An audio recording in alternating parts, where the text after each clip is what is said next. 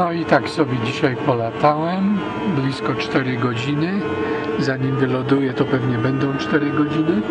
Teraz niebo troszkę zakryte takim wysokim cirrusem, ale jeszcze są noszenia. Dzisiaj odleciałem dosyć daleko, 53 km na północny wschód od lotniska. Jakieś takie lotnisko tam było, Alma coś. Muszę sprawdzić dokładnie na mapie. No w sumie warunki dzisiaj były dobre. Prawie 5000 stóp, czyli około 1500 metrów miałem i w sumie można było dzisiaj zrobić jakiś przelot, nawet dłuższy, bo chmurki były bardzo ładnie porozkładane wszędzie. No, teraz już tak do lotniska mam 16 km. Już zakręcę powoli, będę do lotniska zmierzał. Przed nami na zachód gdzieś tam jest jezioro Michigan, Lake Michigan i chyba taka poświata od niego właśnie jest. W sumie zdaje się, że dzisiaj była taka pogoda, że można było spróbować w tamtą stronę. By się leciało z wiatrem, a z powrotem do lotniska pod wiatr, ale to byłaby gwarancja, że bryza od jeziora nie stłumiłaby noszeń, więc no taką traskę może w przyszłości zrobię. To byłoby ciekawe podlecieć tak bliżej nad brzeg jeziora Michigan i z powietrza pooglądać. Ja leciałem w sumie pod wiatr, trochę tak asekuracyjnie. Tutaj to jeziorko nie pamiętam jak się nazywa. Dalej te białe takie plamy i tak dalej to już jest Grand Rapids. Jestem blisko strefy powietrznej, przestrzeni powietrznej C lotniska przy Grand Rapids, więc nie będę już dalej w tą stronę leciał. Wracamy sobie do naszego lotniska w Ionie.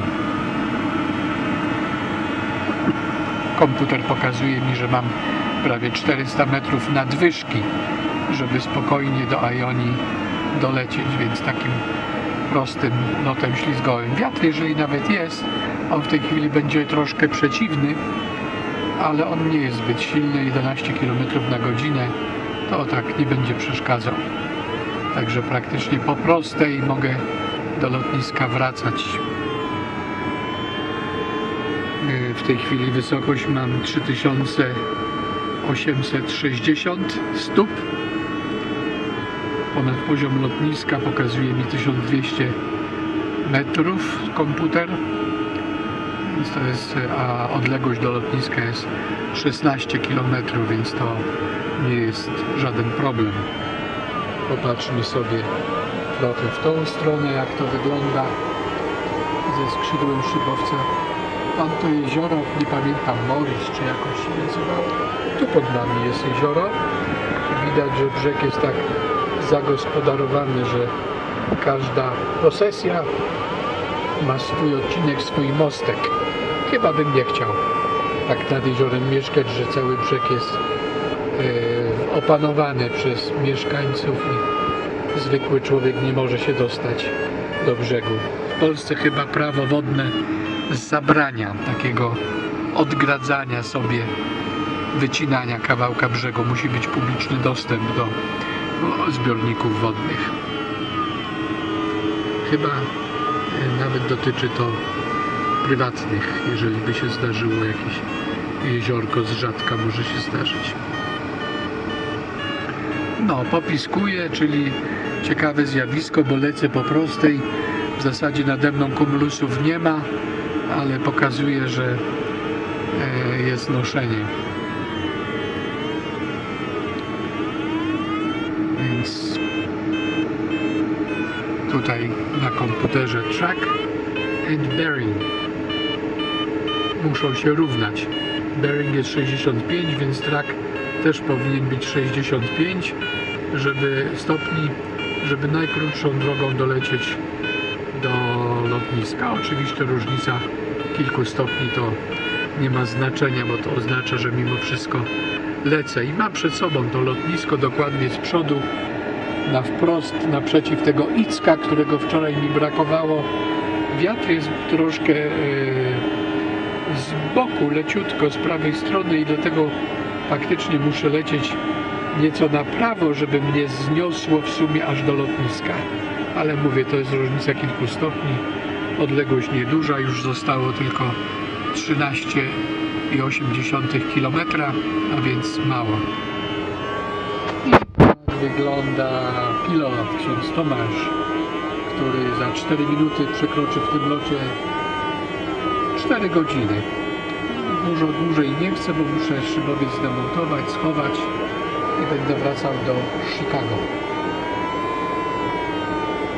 Niestety nie zdążyłem, po prostu nie zdążyłem dzisiaj też jakoś solidniej kamery zamontować.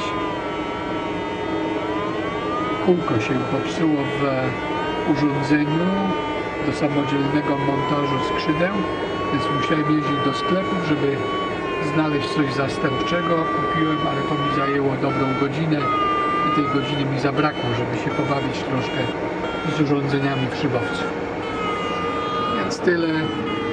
Jeszcze popatrzmy, jak to ładnie wygląda. Taki lot spokojny przed siebie, z przodu lotnisko przed nami. Może pasa jeszcze nie widać, ale te białe, takie tam widać hangary. Bliżej trochę te białe to jest Walmart, a po drugiej stronie drogi hangary i pas. Lecimy sobie spokojnie. Prędkość względem ziemi 83 km na godzinę, czyli a prędkość względem powietrza 45 mil. 45 miles per hour. Przepraszam, węzłów. Węzłów to jest troszkę więcej. Węzłów 45 to będzie jakieś 80 km na godzinę.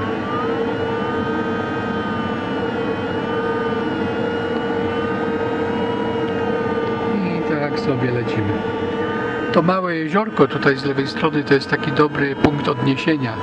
Z daleka je widać, jak dzisiaj odleciałem, już lotniska jako takiego nie było widać, to jeziorko gdzieś tam pobłyskiwało. Chociaż namierzyłem już inne kolejne jeziorka i zbiorniki wodne. One są na ogół tak duże i charakterystyczne, że są bardzo dobrym punktem orientacyjnym na przyszłość, więc właśnie dobrze jest tak kolejno poznawać te wszystkie miejsca. Zauważyłem, że miałem klapy ustawione na 1+, więc dlatego tak wolno lecieliśmy, co oczywiście mi nie przeszkadza. A teraz przestawiłem na 0, to od razu szybowiec przyspieszył. A opadanie zbliżone to samo. A wcale mi nie zależy na szybkim locie, może z powrotem włączę tą 1. Czyli lekko klapy w dół, większa siła nośna i szybowiec sobie leci wolniej. Trochę mniej opada, ale też leci wolniej do przodu, bo jest większy opór powietrza. I tak, ale do takiego lotu rekreacyjnego, jak ja w tej chwili odbywam, to jest bardzo fajnie. No i już lotnisko widać bliżej, już widać pasy asfaltowe, te jasne pola. Nie wiem, jak to wyjdzie na tej kamerce, bo pierwszy raz filmuję, a nie wziąłem tableta, żeby sobie wieczorem wczoraj sprawdzić. Bardzo jestem ciekaw, jak to wyjdzie.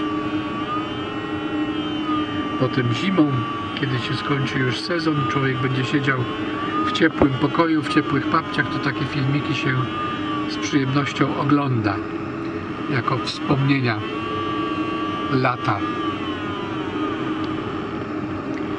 Tyle na razie filmowania. Kamerkę wyłączamy i za kilkanaście minut ląduje. A teraz pokazuję flight duration, dokładnie 4 godziny w lewym górnym narożniku. Tutaj. Flight duration. I nawet coś nas nosi, tak jak wczoraj mówiłem, jak już szybowiec słyszy, że chcemy lądować, to zaczyna protestować i nawet na prostej trasie bez szukania noszeń chmur szybowiec chce iść do góry.